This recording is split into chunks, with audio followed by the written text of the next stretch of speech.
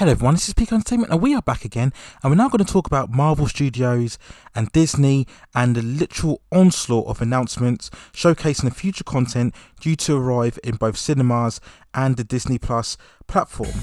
These announcements were a result of the recent Disney Investors Day announcing plans for the streaming platform. There was so much content covering the likes of Star Wars, Pixar, what they're going to do in terms of their R-rated content, the various connections to other streaming platforms.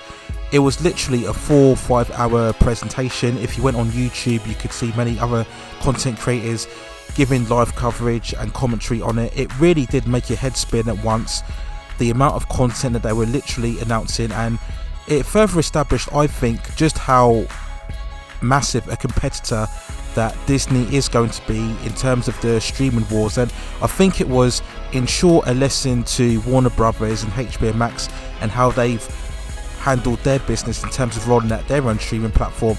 If you compare the recent announcements and what they've got coming in the future, it really does pale in comparison. So there was a lot to get through here, as I mentioned before, covering various other franchises, but in this video we're going to primarily concentrate on the Marvel Cinematic Universe. I'm going to try and be as quick and as concise as I can in this video. I will warn you now that there will most likely be spoilers throughout in terms of the Marvel Cinematic Universe, going ahead from the very start of the first Iron Man film all the way through to Endgame and Spider-Man Far From Home as well. So just to warn you quickly before you carry on viewing this video. So we're going to get straight into it and take these announcements one at a time. So the first, and I think one of the most significant announcements, was concerning Black Widow. Now, if you've been keeping up to date with all the movie news, you know that Black Widow initially was meant to come out on May the 7th this year, but of course due to the COVID, it, like many other big event movies, has suffered many setbacks and delays. And following the recent announcement of Wonder Woman 1984 going to HBO Max streaming, there was a lot of debate as to whether Black Widow itself would be announced on the Disney Plus platform. There was recent precedents of this, of course, with the live action Mulan remake, and I've done various videos covering that record and the fact that they introduced a premium price of $30, and many people were thinking they were going to adopt the same tactic for Black Widow, but that's not the case. They've announced that Black Widow is still a go for theatrical release next year on May the 7th, I believe, so a year on from the original release. And overall I'm very happy about that, because as I've mentioned before when I did commentary on the Warner Brothers plans for their 2021 movies, I just think it's a shame that it really does spell the end for theatrical releases. And I think Black Widow as a character, I've loved the interpretation. I think Scarlett Johansson's done an amazing job. She's provided that really iconic female superhero aside from Wonder Woman in mainstream culture. So I think it was right that Black Widow got her theatrical debut. It really should have happened way back 4 or 5 years ago, around the time of Winter Soldier. So I'm glad that Disney stuck to their guns and stuck to the theatrical date, and it shows again they're different in situation. Now, I stated before that Warner Brothers plans really was a sign of desperation in order to get more subscribers for HBO Max, but of course Disney Plus are not in that situation. They've recorded now over 73 million subscribers. It may be nearing 80 million now, and if you think about it in terms of new content, that's really been carried by The Mandalorian. So if they've got that amount of subscribers with one show, just imagine what it will be like when they have all of this other content arriving on the platform. So they're not in the same desperate situation as what HBO Max were, so they can afford to be patient. And as we all know now, there are early signs of a vaccine being produced. Now, I'm not saying everything will be super back to normal by next year, but if we can reach some kind of normalcy and theatres be more confident to open up again, then maybe Black Widow can be one of those big event films that people can feel comfortable to watch again. And if they end up grossing anything north of 500 to 600 million, that'll be a big win for the studios, and it'll be a further lesson for Warner Brothers in the fact that I think they pulled the trigger too quickly in terms of putting Wonder Woman 1984 on streaming. So very good news. I think makes sense again, because they can bide their time and wait and see what happens. If cases go up for COVID, they can take away Black Widow and put it on the streaming. So they've just given themselves much more room to maneuver. So I think it was a very smart move to announce this still for theatrical release, and very good for the character and again just shows the position of strength that they're coming from in terms of their streaming platform. So we go on to the next announcement, and that was the new trailers that we had for the current television shows that had already been announced and were worked on way into last year when the platform was first announced. So we're talking in particular about WandaVision, Loki, Falcon and the Winter Soldier, and Hawkeye as well. And I was very surprised that we got a trailer for Loki, because I think at the time I think it was still early in production, but apparently now they've finished filming, as it's the case as well for Falcon and the Winter Soldier. We all know that WandaVision is going to be the first of the MCU shows to debut.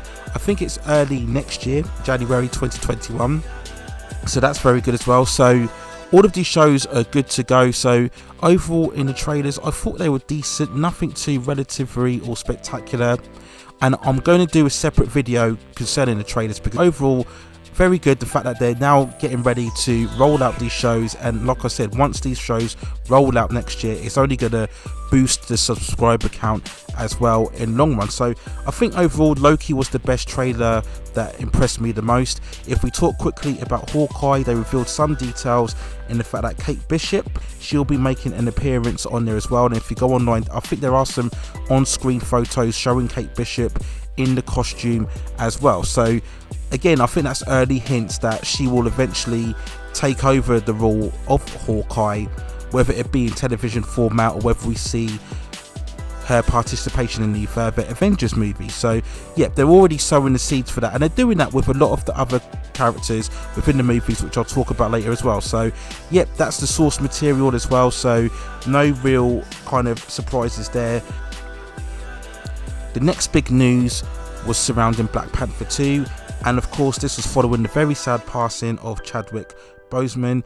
Now there's been a lot of soul searching and debate as to whether he should be recast or whether they should pass the torch to a different character for the Black Panther role. Now Kevin Feige has confirmed that there wouldn't be a recast. Now I think people are split on this because Chadwick's death is still very recent in the memory. A lot of people feel it's disrespectful to recast the role, but then you have the other argument that T'Challa is not a role that was owned by Chadwick. And what I mean by that is it was a character that was established for decades within the comic book history and has now been brought forward to the major mainstream throughout this movie as well. So it's a bit like we get with other big influential characters when we talk the likes of Batman, Superman, James Bond. Those are always established already before any actor could take the character and make their own impression on it. So if you look at Black Panther, it's kind of the same dynamic, even though Chadwick's was the first live action representation, and yes, a lot of people would identify him with the role. T'Challa as the King of Black Panther is still a established role before Chadwick's performance. So I don't think, or I wouldn't have had an issue if they did decide to recast him in the role, but I think they've looked at it and they felt maybe it was just too sensitive an action to recast in the role, and maybe they feared the backlash and they want to give Black Panther 2 every chance of success, so they've decided not to recast him. Again, there'll be further debate going ahead in the future. Also, the question is raised now, who will indeed take up the mantle of the King of Wakanda? Many people have suggested it would be Shuri. I think there's certain comic book novelization when Shuri has taken the role. Correct me if I'm wrong, as I don't read the Black Panther comics. I hope they don't do that. Without being sexist or anything, I just think the King of Wakanda, I think you should try and keep that in a male dominated role. The Shuri had a very much of a prominent presence in the Black Panther movie, so you can still keep that going without having to make her necessarily the queen, if you like, now of Wakanda. So I would like to see another male character take on the role. I still think they should have gone ahead and recast, but if they're not going to do that, then maybe another male character within the role can take on the mantle of being King of Wakanda. Again, I'll refer to later on the whole suggested plans for a multiverse. Maybe that will come into play and we may deal with some sort of alternate reality version of the character. So it will be very interesting to see how they tackle that particular issue. But for now, they've confirmed that they will not recast the character of T'Challa for Black Panther 2. We go on to the next announcement concerning Captain Marvel 2, and there wasn't a lot here. They've just announced that the character Miss Marvel will also be making an appearance in the role. Now, Miss Marvel is seen by many as a diversity character. I apologise, I don't really have a lot of investment in her or her role within the Marvel universe. I know her main power seems to be that she can stretch her arm, and she has similar elastic powers to Mr. Fantastic from the Fantastic Four. There isn't really a lot more that appeals to me about the character. Again, there's been a lot of controversial debate that was she primarily just a character created for diversity, and there's not a lot of depth to her in terms of her superhero ability or her purpose or her determination. So I hope they learn from the Captain Marvel announcement and experiment, which we have to be honest has been a failed one so far. So in terms of the Miss Marvel character, hopefully they can add more depth to her in terms of her personality. And I do know that the source material from the comics that she does use Carol Danvers as an inspiration, so hopefully if they can get that character right, they can use her to build up some more charisma with the Carol Danvers character. And it will be interesting to see in terms of Captain Marvel 2, where will they take it? Will they make it another outer space adventure, or will they try to root the character and make her more earth-based and try and build her up from there? Will they still try to propel her as the front runner for the next Avengers team up, whenever that is? Or will they review the backlash and the lack of interest, I would say, in terms of the character, and will they try to just make her more of a big supporting character in our space, a much more of an individual standalone one? That might be the best case. I think they should go ahead for a more outer space adventure, and it'll be interesting to see what villains they use in the long run and whether this will have ramifications going forward ahead in the future. We go on to the next news, and that is surrounding the She-Hulk TV series, and we just got a quick confirmation that the actress Tatiana Maslany from the Orphan Black series will play the lead. Now, we knew that already. We knew that she was going to be announced as Jennifer Walters, and I did do a separate video on the channel covering that news, but there was announcement shortly after where the actress was kind of trying to deny it or not confirm that she was in the role. I don't know why they do that, because the news had broke out there and it was confirmed by various outlets, so there was no need, if you like, to keep or be very secretive about the news. There was nothing wrong with casting.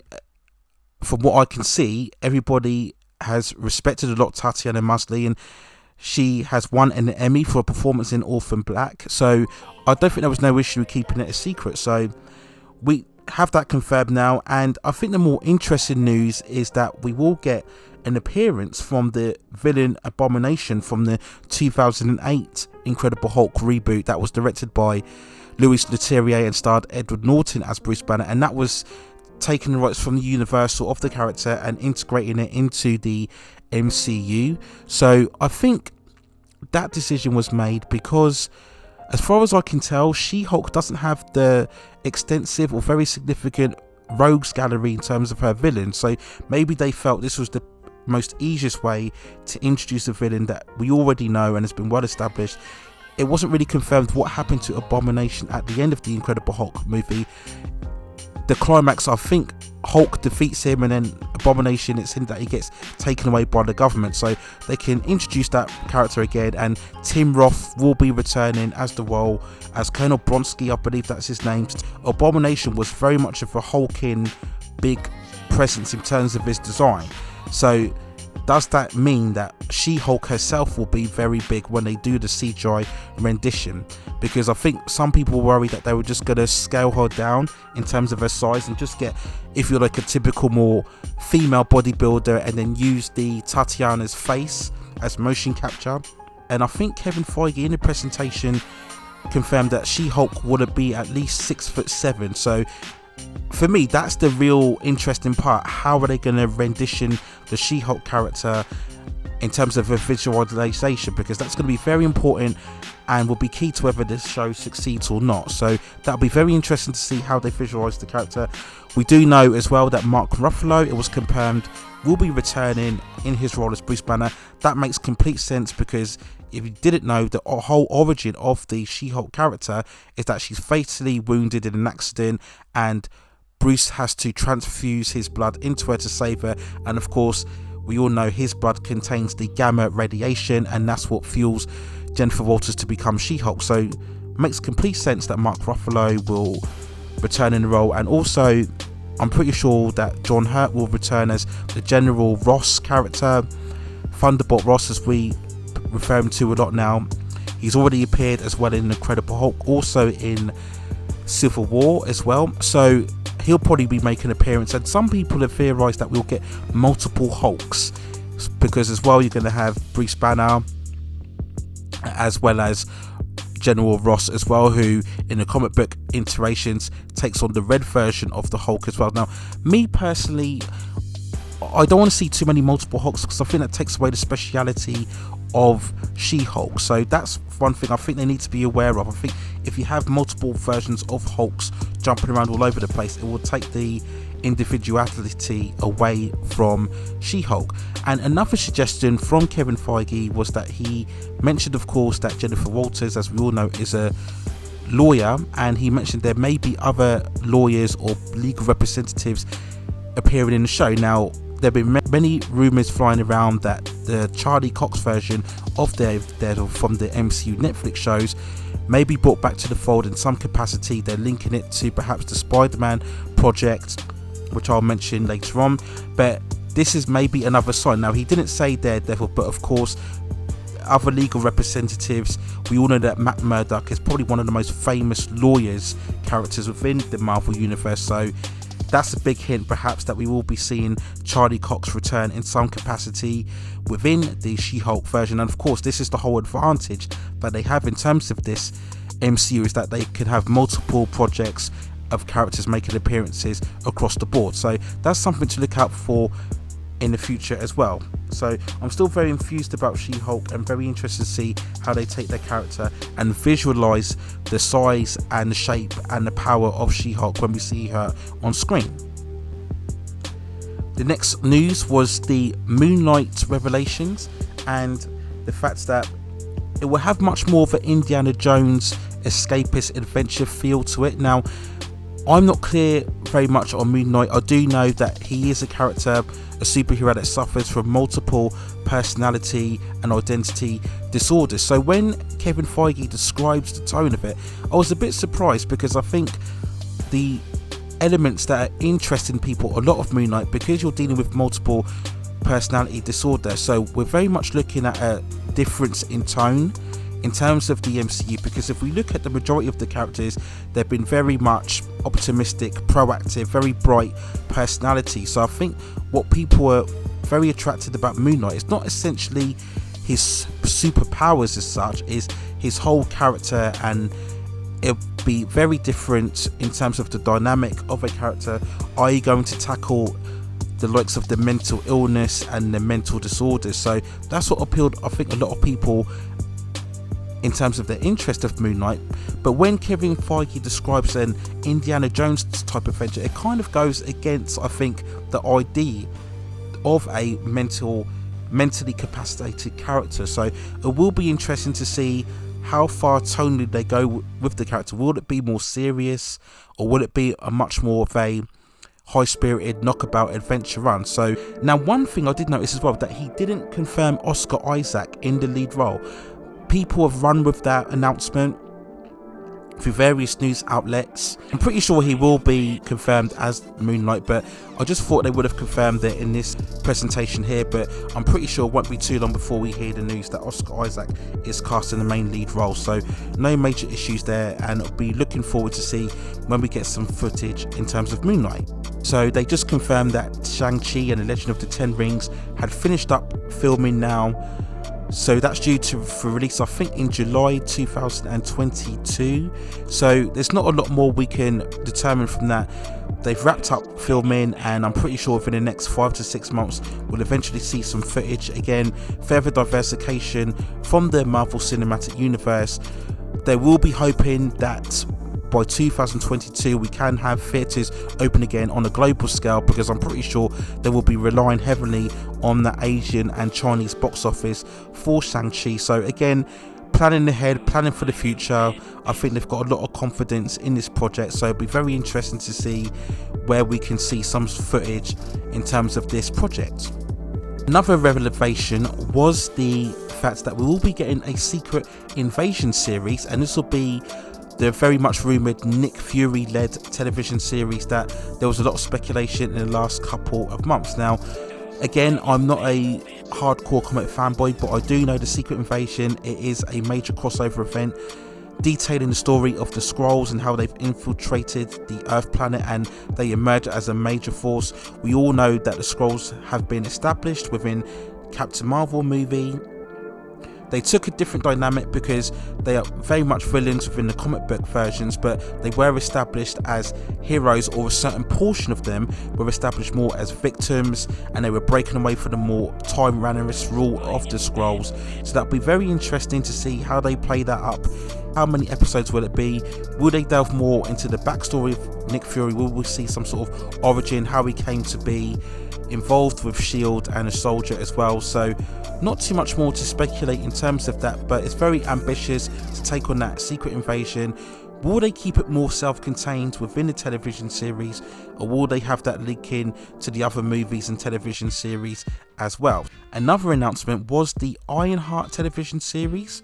Now, for anybody who doesn't know, Ironheart, this is based on a character called Riri Williams. She's a young teenager, around 15-16 year old, and she's into engineering, and she designs a suit that is very similar to that worn by Iron Man, and Tony Stark discovers her skill set and capabilities, and he enables her to become a superheroine.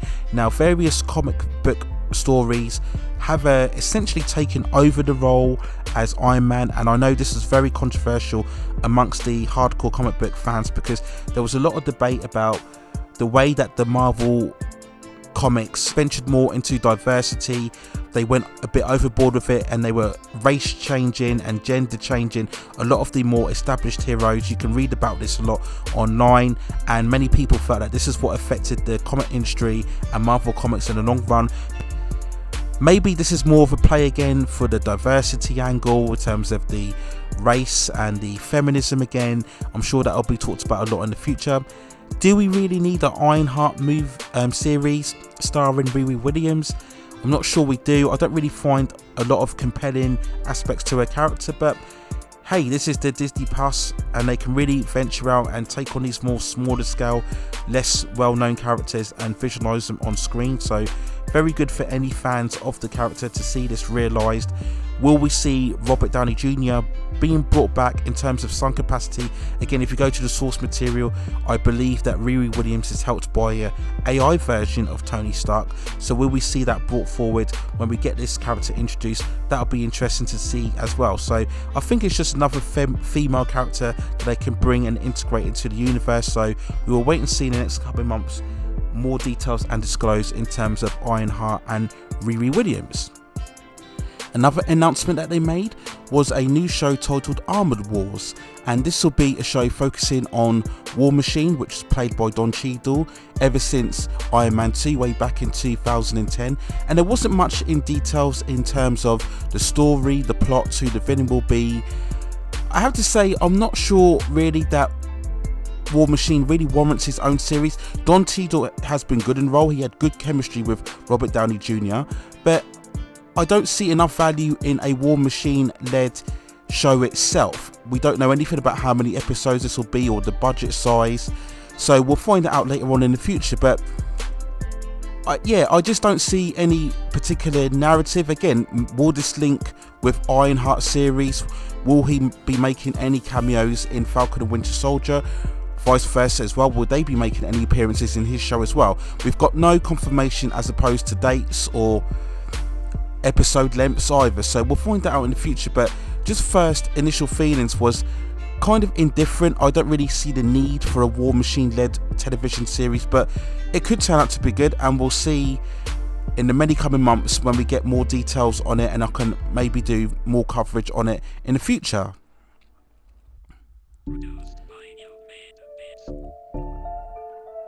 Another announcement was the confirmation of the third Ant-Man movie, which will be titled Ant-Man and the Wasp: QUANTUMANIA, and they need to change that name. I wasn't very impressed by that name. I don't know why they went for such a weird long title QUANTUMANIA.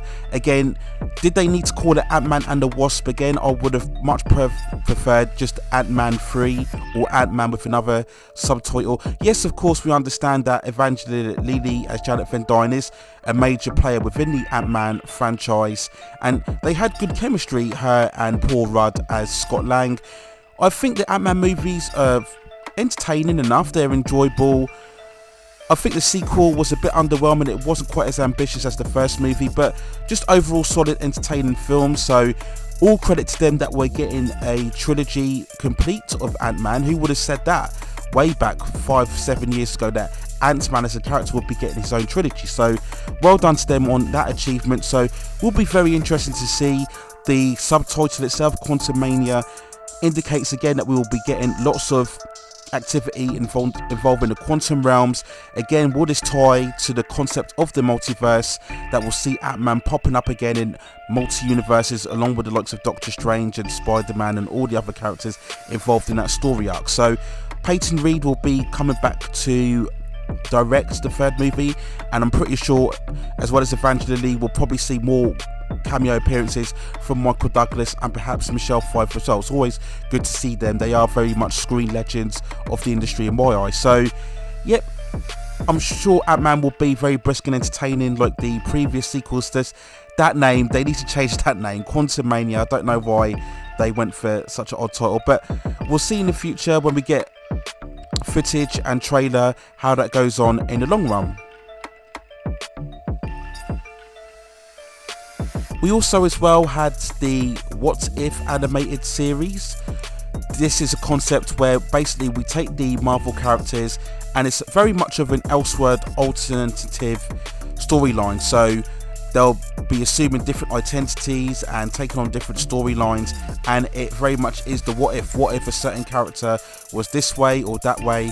If you look at certain screenshots, you'll see, for example, Peggy Carter, what if she took on the Captain America uniform and had the super soldier? How would things turn out? How would events change within the Marvel universe? So some of the screenshots here, the animation looked okay, quite shiny, quite clear and crisp.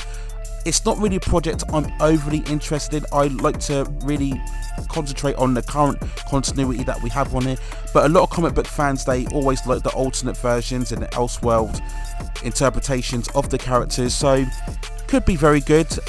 Again, I will provide more coverage when we see more in terms of the episode length and the episodes as well. I may do a review when it's actually released in the future, but again, I'm not really too excited or indifferent by this, but we'll see how it is, and it's just added more content to the platform overall. So more coverage shortly to follow on the What If animated series.